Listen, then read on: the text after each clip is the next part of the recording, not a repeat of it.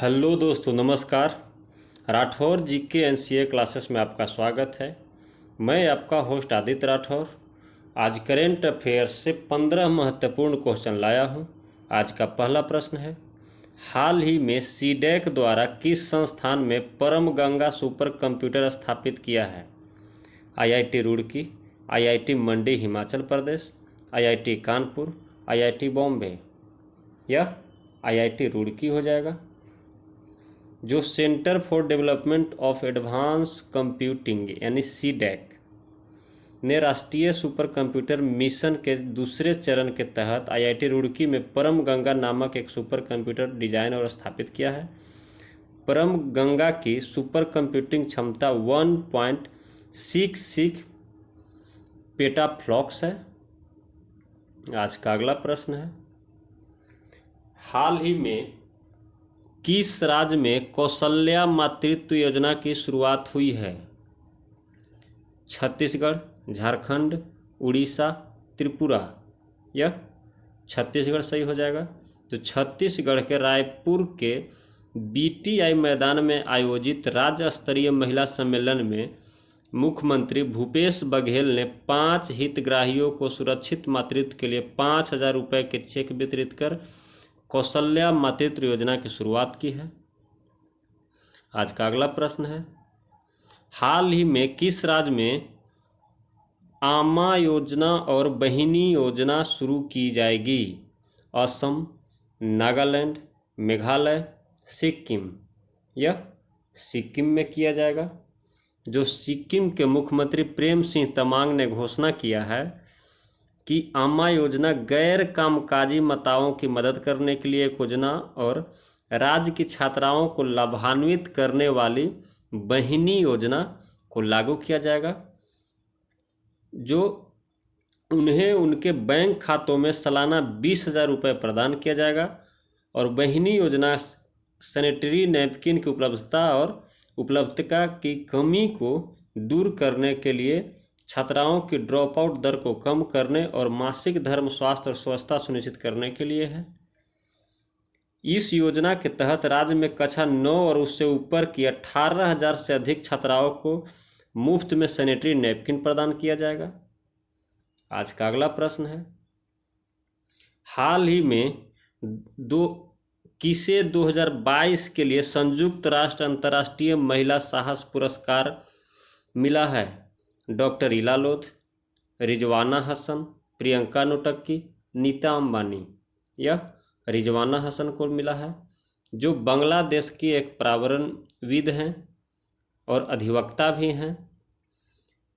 वे विश्व की उन 12 महिलाओं में शामिल हैं जिन्हें अपने समुदाय में बदलाव लाने के असाधारण साहस और नेतृत्व के लिए अमेरिकी विदेश विभाग द्वारा सम्मानित किया जाएगा। आज का अगला प्रश्न है,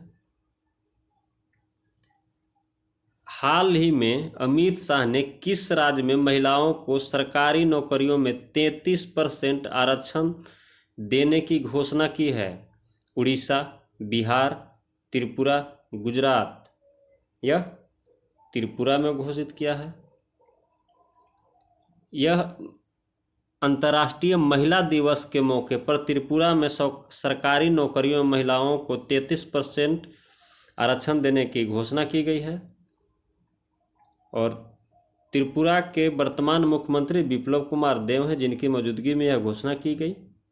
आज का अगला प्रश्न है, 2022 तक दुनिया का सबसे बड़ा कच्चा तेल उत्पादक देश कौन सा है? अमेरिका, रूस, यूक्रेन, फ्रांस। यह अमेरिका है। अब रूस दुनिया का दूसरा सबसे बड़ा कच्चा तेल उत्पादक हो गया है, जो केवल अमेरिका के बाद दूसरे स्थान पर है। रूस प्रतिदिन करीब 1.1 करोड़ बैरल कच्चे तेल का उत्पादन करता है। रूस के निर्यात किए गए तेल का लगभग आधा यानी प्रतिदिन 2.5 मिलियन बैरल यूरोपीय देशों को भेजा दिया जाता है। इसका लगभग 1/3 हिस्सा बेलारूस के माध्यम से ड्रूजबा पाइपलाइन के माध्यम से यूरोप में जाता है। आज का अगला प्रश्न है, हाल ही में किस राज्य सरकार ने महिला कार्यक्रम शुरू किया है? तमिलनाडु, कर्नाटक, केरल, तेलंगाना। यह कर्नाटक सही हो जाएगा। जो आवश्यक रोजगार योग्य कौशल वाली महिलाओं को 2026 के भीतर 5 लाख नौकरियां प्रदान करने के लिए महिला कार्यक्रम शुरू किया गया है। कार्यक्रम का उद्देश्य महिला कार्यबल को आकर्षित करना है। आज का अगला प्रश्न है, निम्नलिखित में से कौन सा देश 2022 ISSF विश्व कप में शीर्ष स्थान पर रहा है? फ्रांस, भारत, दक्षिण कोरिया, नॉर्वे। यह भारत रहा है। जो अंतर्राष्ट्रीय निशानेबाजी खेल महासंघ द्वारा आयोजित काहिरा में ISSF विश्व कप 2022 में भारत ने पदक तालिका में पहला स्थान हासिल किया है। कुल 7 पदक जीता, जिसमें 4 स्वर्ण, 2 रजत और 1 कांस्य पदक है।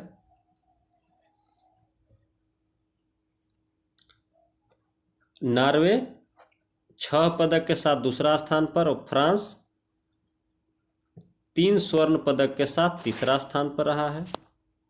दोस्तों, जो मेरे चैनल पे पहली बार आए हैं कृपया सब्सक्राइब कर लीजिए, और जो सब्सक्राइब कर लिए हैं वो लाइक, शेयर और कमेंट करके यह बताना ना भूलें कि आप कितना सही कर रहे हैं और आपको वीडियो कैसा लगता है। हाल ही में किस राज्य के मुख्यमंत्री ने महिलाओं के लिए सुषमा स्वराज पुरस्कार की घोषणा की है?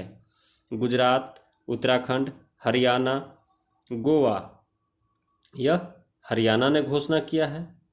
हरियाणा के मुख्यमंत्री मनोहर लाल खट्टर जो राज्य का बजट पेश करते हो महिलाओं के लिए अंतर्राष्ट्रीय और राष्ट्रीय क्षेत्रों में जीवन के विभिन्न क्षेत्रों में उनकी महत्वपूर्ण उपलब्धियों या योगदान के लिए सुषमा स्वराज पुरस्कार की घोषणा की है। इसके तहत 5 लाख रुपए इनाम के रूप में राशि दिया जाएगा।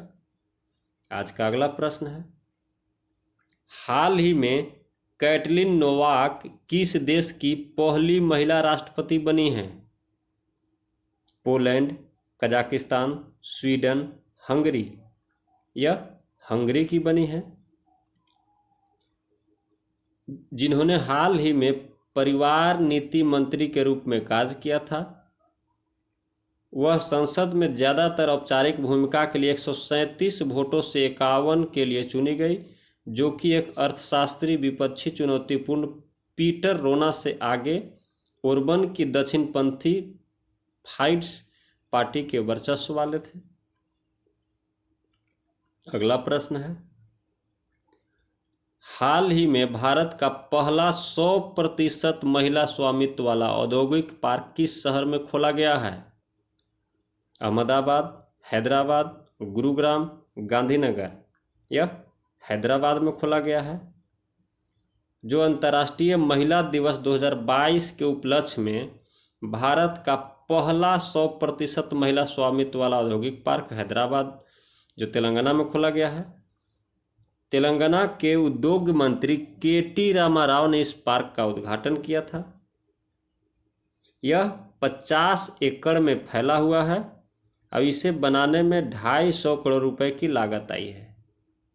आज का अगला प्रश्न है, भारत में शयन मुद्रा में भगवान बुद्ध की सबसे बड़ी मूर्ति किस राज्य में बन रही है? हिमाचल प्रदेश, उत्तर प्रदेश, बिहार, उड़ीसा। यह बिहार में बन रहा है।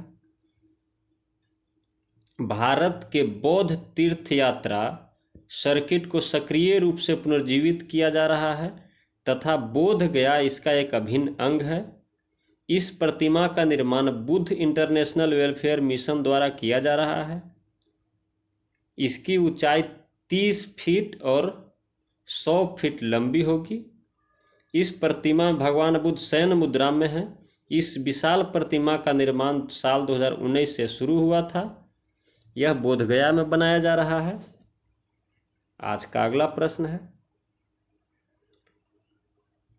किस राज्य सरकार ने पाल ददवाव नरसंहार के 100 साल पूरे किए हैं? पश्चिम बंगाल, उत्तर प्रदेश, बिहार, गुजरात? यह गुजरात है। इस नरसंहार को जालियांवाला बाग से भी बड़ा नरसंहार बताया गया है। नरसंहार 7 मार्च 1922 को गुजरात के पाल, चितरिया और दधवाव गांवों में हुआ था, जब मोतीलाल तेजावत के नेतृत्व में एकी आंदोलन के हिस्से के रूप में ग्रामीण एकत्र हुए तो अंग्रेजों ने करीब करीब 1000 लोगों को गोली मारकर हत्या कर दी थी और उनका उद्देश्य भू राजस्व कर का विरोध करना था। आज का अगला प्रश्न है, यूडाइज प्लस रिपोर्ट जो हाल ही में जारी की गई थी, किस क्षेत्र से संबंधित है? स्वास्थ्य, शिक्षा, वित्त, विदेश नीति? यह शिक्षा से संबंधित थी। यूडाइज का फुल फॉर्म होता है unified district information system for education plus, जो 2020-21 में हाल ही में जारी की गई थी। लेकिन इस रिपोर्ट के अनुसार 2020-21 सत्र में प्राथमिक से उच्च माध्यमिक तक स्कूली शिक्षा में नामांकित छात्रों की संख्या बढ़कर 25.38 करोड़ हो गई है। सकल नामांकन अनुपात यानी ग्रोस एनरोलमेंट रेशियो में 2020-21 में सभी स्तरों पर सुधार हुआ है।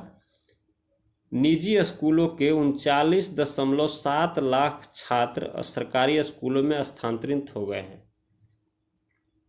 आज का अगला और आखिरी प्रश्न है, यूरोपीय ऑर्गेनाइजेशन फॉर न्यूक्लियर रिसर्च ने हाल ही में किस देश के पर्यवेक्षक का दर्जा निलंबित कर दिया है? रूस, यूक्रेन, बेलारूस, पोलैंड? यह रूस को कर दिया है। यह अंतर्राष्ट्रीय वैज्ञानिक प्रयोगशाला है जिसमें दुनिया का सबसे बड़ा एटम स्मैशर है। CERN ने घोषणा की है कि उसके 23 सदस्य देशों ने यूक्रेन पर रूस के आक्रमण की निंदा की है। यूक्रेन 7 सहयोगी सदस्य देशों में से एक है और रूस, अमेरिका, जापान और यूरोपीय संघ को CERN में पर्यवेक्षक का दर्जा प्राप्त है। इसी के साथ आज का वीडियो यहीं पे समाप्त होता है।